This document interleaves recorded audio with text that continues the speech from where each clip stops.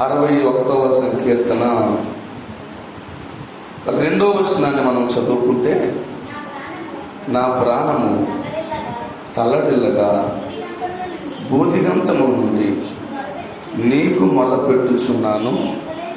నేను ఎక్కలేనంత ఎత్తైన కొండపైకి ఎక్కించుము. చిన్న ప్రార్థన చేసుకుందాం.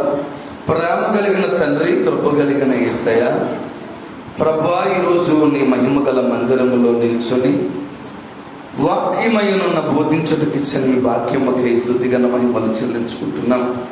ఈ మాటలు వింటున్న ఏ ఒక్కరి పాదదులకి సరిపోని నీ పాదదాసుని, నీ సేవకుని నాన్న నువ్వు జ్ఞాపకం చేసుకుంటే, మీరు మీ పాదాల దగ్గర పనివాడిన తండ్రి, నీ పొలములో పనిచ్చావు. దాన్ని యథార్థంగా, నమ్మకంగా, ఆఖరి శ్వాస వరకు విరామము లేని దానిగా చేయుటకు నీ కృప చూపించండి. ఈ మాటలు వింటున్న బిడ్డల్లో హృదయాంతరంగములలో వాక్యమైన నీవే దేదీప్యమానమై వెలిగి వర్ధిల్లింప చేయమని యేసయ్య పుణ్యనామములు అడుగుచున్నాను పరమ తండ్రి. ఆమేన్, ఆమేన్, ఆమేన్. యేసు ప్రభు నాకు ఇచ్చిన గొప్ప భాగ్యమును బట్టి దేవునికి మహిమ కలుగును గాక. ఈ మాటలు వింటున్న మీ అందరికీ ప్రభు అయిన యేసుక్రీస్తు నామములో నిండు వందనాలు తెలియజేస్తూ ఉన్నాను. ఈ సమయంలో కొద్ది నిమిషాలు దేవుని వాక్యం 61వ సంకీర్తనలో ఒకే ఒక మాట. ఆ మాట ఏంటంటే, నేను ఎక్కలేనంత ఎత్తైన కొండకు ఎక్కించు. నేను ఎక్కలేనంత కొండపైకి నన్ను ఎక్కించుము అని దావీదు మహాభక్తుడు చెప్పాడు. ఈ దావీదు ఈ కీర్తనలో తన బలహీనతని, తన బలాన్ని, తన పరిస్థితిని ఆలోచన చేసుకొని దేవుని ఎదుట ఒప్పుకుంటూ ఉన్నాడనమాట. ఈ కీర్తనలో ఆయన ఏమని ఒప్పుకుంటున్నాడు అంటే, నేను ఎక్కలేనంత ఎత్తైన కొండ నా కళ్ళ ముందుంది, నన్ను ఎక్కించుము అని ఆయన ప్రార్థన చేస్తూ ఉన్నాడు. ఈరోజు నీ జీవితంలో కూడా, నీ కుటుంబంలో కూడా, నీ బ్రతుకులో కూడా నువ్వు ఎక్కలేనంత ఎత్తైన కొండ వంటి పరిస్థితులు, నీ శక్తికి మించిన కార్యాలు, నీ శక్తికి మించిన పనులు, నీ ఊహకు మించిన పనులు నీ కళ్ళ ముందు ఉండొచ్చు. అవన్నీ నీ జీవితంలో కొండలుగానే ఉంటాయి. ఇప్పుడు 10 లక్షల అప్పు తీర్చాలంటే మనకి ఎంత కొండగా అనిపిస్తుంది చెప్పండి. ఇంట్లో ఉన్న పరిస్థితులన్నీ ఒకసారి ఊహించుకుంటే ఒక కొండ లాంటి, అవి తీరుతాయా తీరవనంతే కొండంత భారం మన హృదయంలో ఉంటుంది. కానీ మన జీవితాల్లో కొన్ని సమస్యలు కొండలుగా మన కళ్ళ ముందు ఉంటాయి. కొన్ని పరీక్షలు కూడా కొండల్లాగా మన కళ్ళ ముందు ఉంటాయి. మరి కొన్ని బాధలు కూడా కొండల్లాగే మన కళ్ళ ముందు ఉంటాయి. కొన్ని నీ జీవితాన్ని ఒకవేళ చిందరవందర చేసి గలిబిలి చేసే ఆ పరిస్థితులు కూడా నీ జీవితంలో ఒక కొండవలె నీ ముందు ఉంటాయి. అలాంటప్పుడే దావీదు మనకి నేర్పిన పాఠం ఏంటి అంటే, ఆయన నేను ఎక్కలేనంత ఎత్తైన కొండపైకి నన్ను ఎక్కించుము. ఇప్పుడు అది కొండ అనేది నువ్వు ఎలాగా గుర్తించగలవంటే, మొట్టమొదటి విషయం ఏంటంటే, మన బలహీనతను మనము గుర్తించాలి. మన బలహీనతను మనం గుర్తించాలి. ప్రభునందు నా ప్రియమైన దేవుని బిడ్డలారా, దావీదు తన బలాన్ని నమ్ముకోలేదు. కానీ ఈరోజు ఈ మాటలు వింటున్న నీతో, నాతో ప్రభు మాట్లాడుతున్నాడు. నీ బలాన్ని, నీ ధనాన్ని, నీకున్న పరపతిని, నీకున్న పవర్ని, దేన్నైనా బట్టి నువ్వు నమ్ముకుంటే ఎలాంటి ఆత్మీయ అనుభవంతో కూడిన ప్రార్థన నీ వ్యక్తిగత జీవితంలో కానీ, నీ కుటుంబ జీవితంలో కానీ నువ్వు చేయలేవు. కానీ దావీదు తన బలాన్ని నమ్ముకోలేదు. దేవుడు మరి ఆయన బలంపై ఆనుకునే ఒక అద్భుతమైన మాటని 61వ సంకీర్తనలో రాయించాడు దేవుడు. ఈ మాటలు వింటున్న నీతో ప్రభు చెప్తున్న మాట ఏంటి అంటే, ఒకవేళ ఈ రోజు వరకు కొండ వంటి, నువ్వు ఎక్కలేనంత ఎత్తైన కొండ వంటి పనులైనా, పరిస్థితులైనా, స్థితిగతులైనా ఏమైనా కావచ్చు, వాటి ఎదుట నీ బలాన్ని చూసి పలుమార్లు భంగపడిన స్థితిగతులు నీ జీవితంలో ఉండొచ్చు. కానీ పరిశుద్ధాత్మ దేవుడు చెప్తున్నాడు, నీ బలమును నమ్ముకొని భంగపడద్దు. యేసయ్య బలమును నమ్ముకొని, ఆయన బాహుబలము చేత సౌర కార్యములు జరిగించే దేవుని సన్నిధిని ఆశ్రయించే ఒక అత్యున్నతమైన ప్రార్థన మనం చేసే, అలాంటి ప్రార్థన అనుభవంలోకి మనం వెళ్ళాలని నేను ప్రభు పేరట మీకు తెలియజేస్తూ ఉన్నాను. మరి బైబిల్ గ్రంథంలో మనం ఒక బెస్ట్ ఎగ్జాంపుల్గా తీసుకుంటే పేతురు జీవితాన్ని మనం తీసుకుంటే, పేతురు నీటి మీద నడిచినప్పుడు ఎవరిని చూశాడు? ప్రభుని చూశాడు. తనకున్న శక్తి, సామర్థ్యం, నేను ఇన్ని సంవత్సరాలు సముద్రం మీద చేపలు పట్టాను, ఇంత నాకు ఫిషింగ్లో అనుభవం ఉంది, నాకు స్విమ్మింగ్లో ఇంత అనుభవం ఉంది. అతనుకున్న బలము, శక్తి, సామర్థ్యం, అనుభవాన్ని చూడలేదు. పేతురు ఎవరిని చూశాడంటే యేసయ్యని చూస్తూ నడిచాడు. ఇక్కడ నుంచి మనం నేర్చుకోవాల్సిన పాఠం ఏంటంటే, నువ్వు ఎక్కలేనంత ఎత్తైన కొండలు నీకించగలిగే దేవుని వైపు నువ్వు చూస్తూ ఉంటే, నువ్వు ఎక్కలేనంత ఎత్తైన కొండకెక్కి నా దేవుడే నాకు సహాయకుడని గొప్ప సాక్షిగా నిల్చుంటావు. దేవునికి స్తోత్రం, హల్లెలూయా. మరి ఎప్పుడైతే దేవుణ్ణి చూసిన పేతురు దేవుడితో పాటు నేలపై నడిచాడు, ఎప్పుడైతే గాలి వైపు చూశాడో మునిగిపోయాడు. ఈ లోకంలో ఉన్న నీ బలం, నీకున్న శక్తి, సామర్థ్యం అది గాలి వంటిది. ఎందుకో తెలుసా? గాలి ఎంతసేపు ఎక్కడ ఉంటుందో నువ్వు చెప్పగలవా? ఎంతసేపు వేస్తుందో కూడా చెప్పగలవా? చెప్పలేము. పోనీ నీకున్న బలం, నీకున్న ధనం నీతో ఎంతకాలం ఉంటుందో నువ్వు చెప్పగలవా? రేపేమి జరుగునో తెలియని జీవితాన్ని మనం కలిగి ఉన్నాం. ఇందాక మరి రాజకుమారమ్మ గారు ఐసీయూ నుంచి వచ్చిన తర్వాత ఆ తల్లి గారికి ప్రార్థన చేయడానికి వెళ్ళినప్పుడు ఆమె అంటుంది, క్షణభంగురమైన ఈ జీవితాన్ని ఆయన కృపతో మరలా నా గృహానికి తీసుకొచ్చాడయ్యా. ఆమె రెండు చేతులు పట్టుకొని రమారమి 80 సంవత్సరాలు కలిగిన తల్లిగారు తమ మది మీద, తన హృదయం మీద పెట్టుకొని చాలా కన్నీటి పర్యంతమై అన్న మాట మీరు గమనించండి. క్షణభంగురమైన జీవితమే, నిజమే. కానీ అలా వెళ్ళిన వారు ఎంతమంది క్షేమంగా తమ గృహాలకు తిరిగి వస్తున్నారు? తమ పరిస్థితిని కన్నులారా ఆయన కృపను తలంచుకొని దేవుణ్ణి మహిమపరిచిన ఆ మనస్సు ఎవరికుంటా తెలుసండి? వాళ్ళు ఎక్కలేనంత ఎత్తైన కొండను ఎక్కించగలిగే దేవుని చెందుతున్నప్పుడు ఉంటుందని నేను ప్రభు పేరట మీకు తెలియజేస్తూ ఉన్నాను. ఈ ఎత్తైన కొండ దేనికి సూచిస్తుంది అంటే రక్షణకి సూచిస్తుంది. ఎత్తైన కొండ దేనికి సూచిస్తుంది అంటే రక్షణకి సూచిస్తుంది. అయితే ఇప్పుడు కొండపై ఉన్నవాడు మరి ఎంత బలమైన శత్రువైనా, ఎలాంటి వాడైనా, నీ కళ్ళ ముందు ఎలాంటి పరిస్థితి అయినా, ఎలాంటి స్థితిగతులైనా ఒక కొండగా నిన్ను బెదిరించవచ్చు, భయపెట్టవచ్చు. కానీ దావీదు ఎదుట ఒక కొండంత మనిషి ఉన్నాడు. ఎవరో? గొలియాతు. అవునా కదా చెప్పండి? కొండంత మనిషి.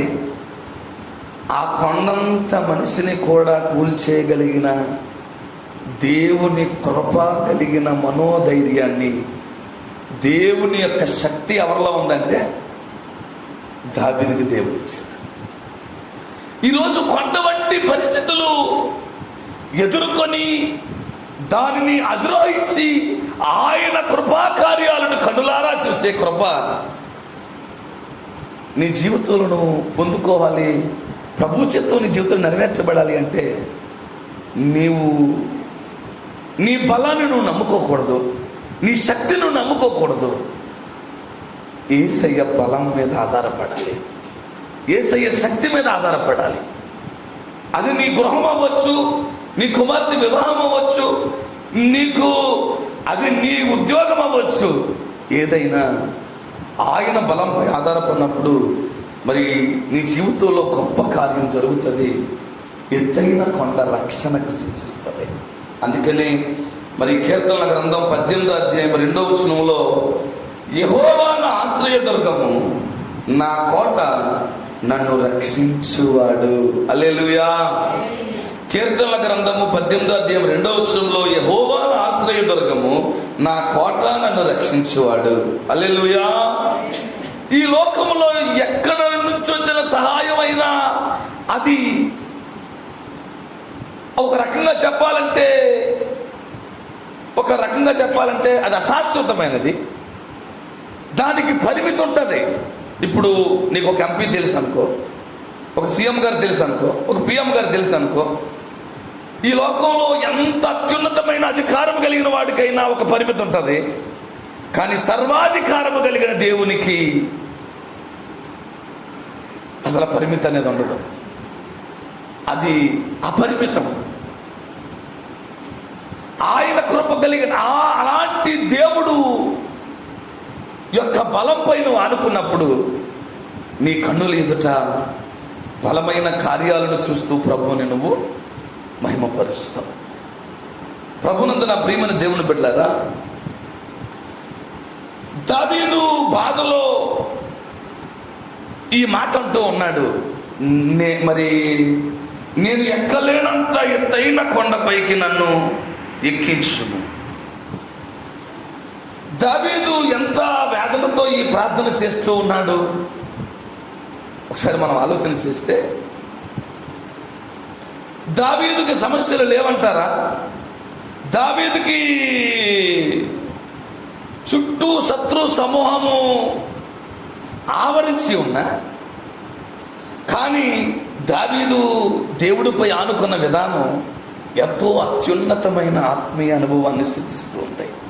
అందుకనే దావీదుని దేవుడు అంటాడు, దావీదు నా హృదయానుసారుడని. ఈరోజు ఒక 3-4 విషయాలు మీ కళ్ళ ముందు పెడతాను. దేవుడు అసాధ్యాలని సుసాధ్యాలుగా చేయగలడు. నువ్వు ఎక్కలేనంత ఎత్తైన కొండ ఆయన ఎక్కించగలడు. ఈ మాటలు వింటున్నా నీతో ప్రభు చెప్తున్న మాట ఏంటో తెలుసా? నీ ఇంట్లో నీ ఒంట్లో ఒక వ్యాధి కొండవలే ఉండొచ్చు, ఒక సమస్య నిన్ను ఒక కొండవలే ఉండొచ్చు. కానీ ఆ కొండని ఎక్కించే కృప కలిగిన దేవుని చెంతన ఉన్నప్పుడు, ఆయన బలంపై నువ్వు ఆనుకున్నప్పుడు, నువ్వు ఎక్కలేనంత ఎత్తైన కొండకు నువ్వు ఎక్కించువాడు ఆయనే. నువ్వు ఆ వ్యాధిని నువ్వు ఎన్ని హాస్పిటల్ తిరిగినా నీకు నయం అవ్వదు. అది ఒక కొండవలే నీ కళ్ళ ముందు నిరంతరం కనబడి నిన్ను భయపెడుతూ ఉంటుంది, అయ్యో అని. కానీ దావీదు చెప్పిన ఈ మాట నీ జీవితంలో జ్ఞాపకం చేసుకుంటే, నేను ఎక్కలేనంత ఎత్తైన కొండపైకి నన్ను ఎక్కించును. కొంతమంది జీవితాల్లో అప్పు అనేది ఒక కొండలా ఉంటుంది, కొంతమంది జీవితాల్లో వ్యాధి అనేది కొండలా ఉంటుంది. 5 నుంచి 10,000 రూపాయలు సంపాదించే ఒక మిడిల్ క్లాస్ కుటుంబానికి 50 లక్షలు అప్పు అంటే అది కొండలా ఉంటుందా? కొండలాగే ఉంటుంది. దానిని కూడా అధిగమించి దాన్ని ఎక్కించగలిగిన సామర్థ్యం కలిగిన వాడు మన ప్రభు అయిన యేసయ్య. హల్లెలూయా. ఈ మాటలు వింటున్న నీతో ప్రభు చెప్తున్న మాట ఏంటి అంటే,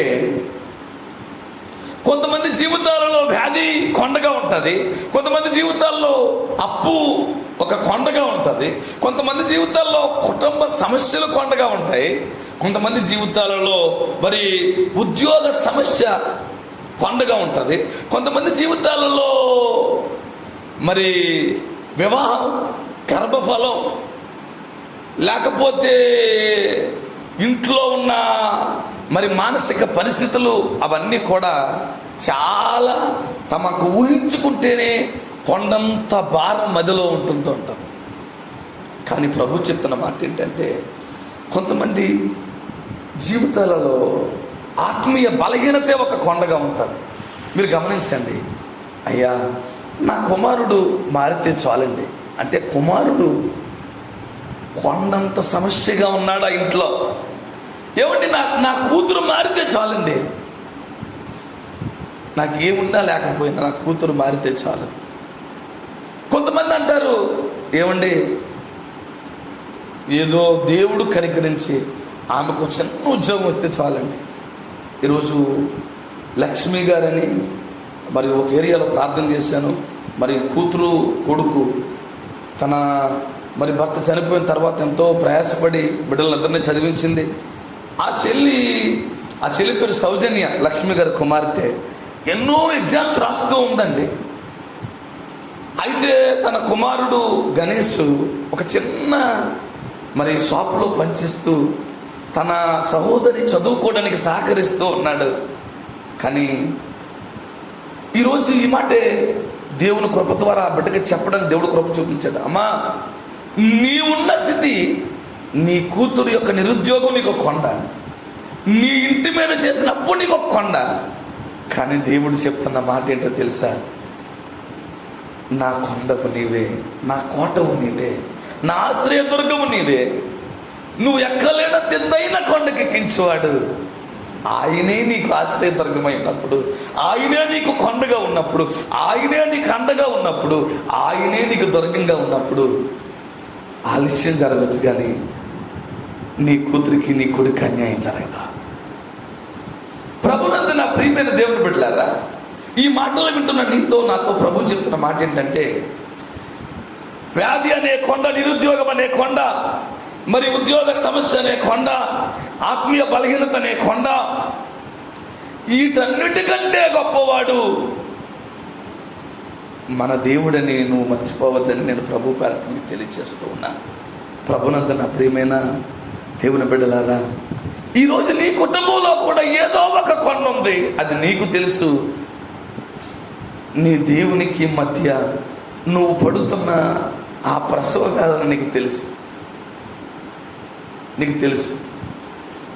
కానీ ఆ కొండను చూసి నువ్వెన్నో మార్లు కృంగిపోయావు, కూలిపోయావు కూడా. కానీ ఈరోజు ఈ మాటలు వింటున్న నీతో ప్రభు చెప్తున్న మాట ఏంటో తెలుసా? నువ్వు కృంగిపోవద్దు, కూలిపోవద్దు, ఆయన కృపలో నువ్వు సాగిపోవాలని ప్రభు ఎంతో ఆశపడుతూ ఉన్నాడు. ఆయన కృపలో నువ్వు సాగిపోయినప్పుడు నువ్వు ఎక్కలేనంత ఎత్తైన కొండకి ఆయన ఎక్కించగలడు. నీ జీవితంలో అసాధ్యమైన దాన్ని సుసాధ్యము చేయగలడు. ఎందుకో తెలుసా? ఇర్మియా గ్రంథము 32వ అధ్యాయము 27వ వచనంలో ఒక మాట ఉంటుంది. ఏంటంటే, నాకు అసాధ్యమైనది ఏదైనా ఉన్నదని. అక్కడ దేవుని వాక్యాన్ని మనం చదువుకోవచ్చు. ఇర్మియా గ్రంథం 32వ అధ్యాయము 27వ వచనంలో, నాకు అసాధ్యమైనది ఏదైనా ఉన్నదా అని అక్కడ దేవుని వాక్యాన్ని మనం చూడవచ్చు. అంతే కదండి, నాకు అసాధ్యమైనది ఏదైనా ఉన్నదా? వ్యాధి అనే కొండను ఎక్కించగలిగి విడిపించగలిగే సామర్థ్యము కలిగిన గొప్ప దేవుడు నీతో ఉన్నాడు. నీ కుటుంబాన్ని నడిపిస్తున్నాడు, నిన్ను ఆయన కృపతో నింపుతున్నాడు.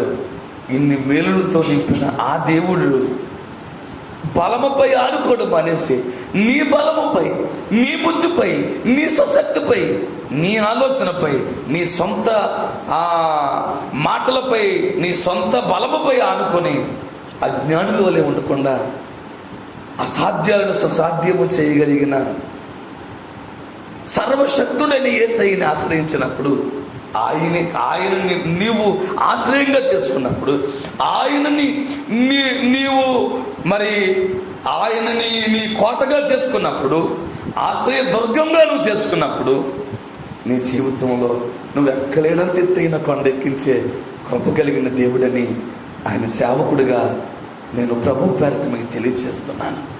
ఈరోజు నీ కుటుంబంలో అప్పు అనేది నీ కొండగా కనపడవచ్చు. నీ బిడ్డలు యొక్క వివాహ పరిస్థితి నీకు కొండగా కనబడవచ్చు. నీ బిడ్డలు మారు మనసు పొందక నీ కళ్ళ ముందే బహుభ్రష్టులైపోతున్న విషయాన్ని చూసి ఆ విషయం నీకు కొండగా కనబడవచ్చు. నీ బిడ్డలు నిరుద్యోగ పరిస్థితి నీ కొండగా కనబడవచ్చు. నీ కళ్ళ ముందు నీ కుటుంబంలో నీ బిడ్డలు కుటుంబ పరిస్థితిని నువ్వు కనులారా చూసి కురింగిపోయి అది కొండంత సమస్య కంటే ఎక్కువగా ఊహించుకొని కురింగిపోతున్నావు. కానీ నువ్వు ఎక్కలేనంత ఎత్తైన కొండ ఎక్కించగలిగిన కృపగలిగిన దేవుని చెంత మర్ర పెట్టలేని ఒక బలహీనమైన భక్తి జీవితాన్ని జీవించడం దేవుని చిత్తం కాదు. నువ్వు ఎక్కలేనంత ఎత్తైన కొండ ఎక్కించే ఆ కృపగలిగిన దేవుని చెంతకి మనం చేరుకొని, యేసయ్యా నేను ఎక్కలేనంత ఎత్తైన కొండను ఎక్కించుము, నిన్ను మహిమపరిచే ఒక బలమైన పరిశుద్ధమైన మట్టి కటముగా ఈ పాత్రను మహిమతో నింపమని ప్రార్థన చేద్దాం. అట్టి కృప ప్రభు మనందరికీ అనుగ్రహించునుగాక. చిన్న ప్రార్థన చేద్దాం, కళ్ళు మూసుకోండి. ప్రేమ కలిగిన తండ్రి అని యేసయ్య పాదముల చెంత ప్రార్థన చేద్దాం. యేసు ప్రభువా, నా ఇంట్లో రోగం అనేది ఒక కొండలా ఉంది,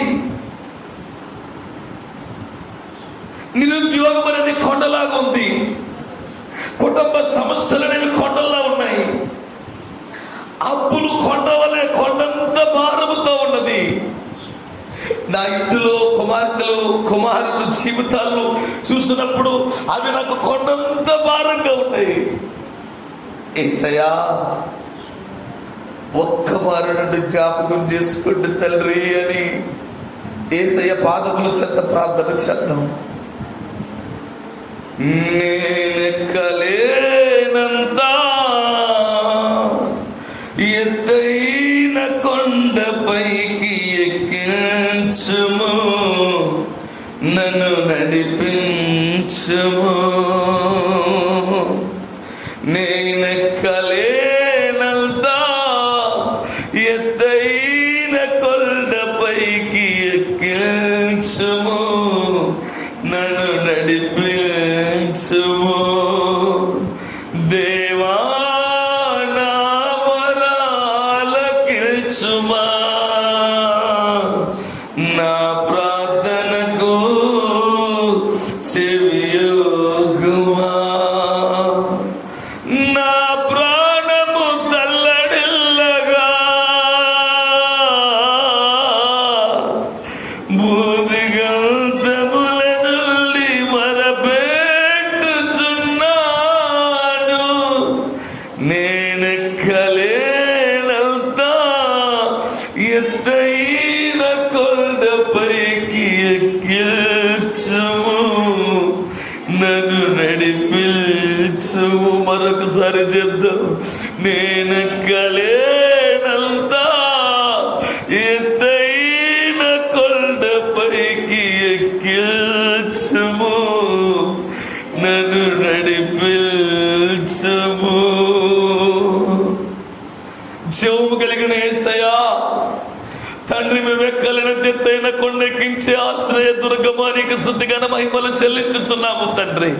ఈ మాటలు విని అయ్యా వాళ్ళ కుటుంబంలో ఏ పరిస్థితి కొండంత భారముతో ఉన్నారో, ఒక వ్యాధి కొండలా ఉందేమో అయ్యా నా తండ్రి, ఇంటిలో ఉన్న సమస్యలు కొండగా ఉన్నాయేమో నా తండ్రి, నా ప్రభా నిరుద్యోగము కొండగా ఉన్నదేమో, అప్పులు కొండగా ఉన్నాయేమో, ఆత్మీయ బలహీనత కొండగా ఉన్నదేమో, అయ్యా ఆర్థిక పరిస్థితులు కొండగా ఉన్నాయేమో, ఏదైనా నాయన నువ్వు ఎక్కించి విజయోత్సవాలతో ఊరేగించే విజయశీలుడు అయిన తండ్రి, నీకు స్తుతులు స్తోత్రాలు చెల్లిస్తూ నా ప్రభా ఈ మాటలు నా తండ్రి విని నీ పాదముల దగ్గర కన్నీరు కారుస్తున్న ప్రతి ఒక్క బిడ్డ కన్నీటి ప్రార్థన మీరు అంగీకరించి నీవు కృపతో నింపి ఆ బిడ్డలు ఎక్కలేనంత ఎత్తైన కొండెక్కించమని యేసయ్య పుణ్యనామంలో ప్రార్థించి స్తుతించి బ్రతిమలాడి వేడుకుంటున్నాము పరమ తండ్రి. ఆమేన్, ఆమేన్.